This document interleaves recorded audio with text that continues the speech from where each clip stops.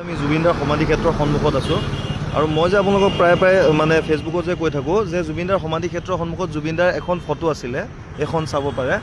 তাৰ ওপৰত ৰজা হিমন্ত বিশ্ব শৰ্মাৰ ফটো মাৰি থৈছে। এয়াই জুবিন গাৰ্গক ভাল পায় তেখেতে।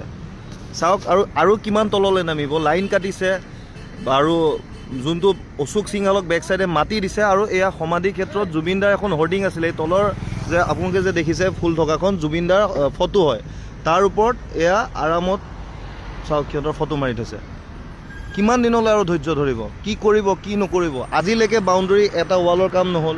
জুবিনদাৰ ইভেন যিকেইখন টেণ্ট লগোৱা আছে তাৰ কাপোৰখিনিও সলনি নহ'ল। এয়া চাওক অৱস্থা, লাখে লাখে টকা কালেকশ্যন হোৱাৰ পাছতো এই কাপোৰকেইখন সলনি নহ'ল। আজি অৱস্থা চাওক। চবতকৈ দুখৰ কথা, জুবিনদাৰ পত্নী গৰিমা বৈ আহি পেলাই ইয়াত চাফা কৰিব লগা হৈছে। ইয়াতকৈ ডাঙৰ কথা একোৱেই নাই। ভিডিঅ'টো লাইক কমেণ্ট আৰু শ্বেয়াৰ কৰি দিওঁ।